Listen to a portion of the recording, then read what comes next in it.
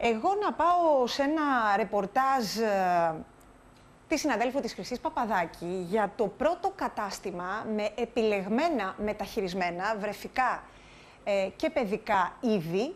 Ένα κατάστημα το οποίο βρίσκεται στην Άνω Γλυφάδα. Εσείς μπορείτε να πάτε εκεί και να ψωνίσετε, αλλά και να πουλήσετε τα μεταχειρισμένα ρούχα και παιχνίδια των παιδιών σας. Πάμε να το δούμε και επιστρέφουμε.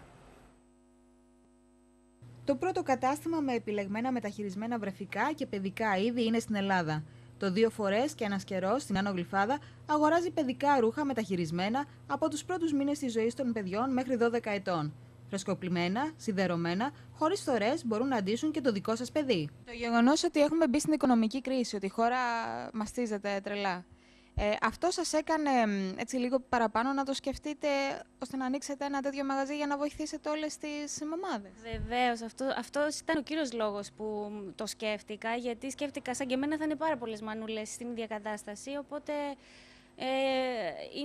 είναι η ιδανική στιγμή για κάτι τέτοιο. Καταρχήν κοιτάω να έχω κυρίως επώνυμα ρούχα για να υπάρχει και ενδιαφέρον στη μεταπώληση, να είναι καλής ποιότητας πράγματα. Ό,τι παίρνω τα ελέγχω, τα καθαρίζω, κοιτάω να λειτουργούν.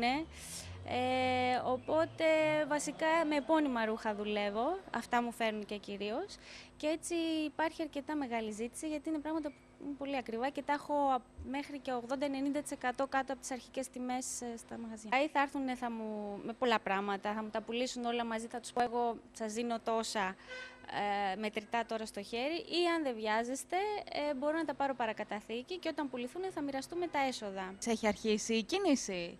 Ναι, έχει αρχίσει αρκετά η κίνηση, γιατί αρχίζω και με μαθαίνουν κυρίως από το ίντερνετ και έτσι χτυπάνε τα τηλέφωνα συνέχεια, η αλήθεια τώρα. Έχουν αρχίσει και υπάρχει μεγάλη ανταπόκριση. Γιατί δώσατε αυτό τον τίτλο στο μαγαζί? Γιατί δεν είναι μια φορά και έναν καιρό, είναι second hand, γι' αυτό το λόγο είναι δύο φορές και έναν καιρό.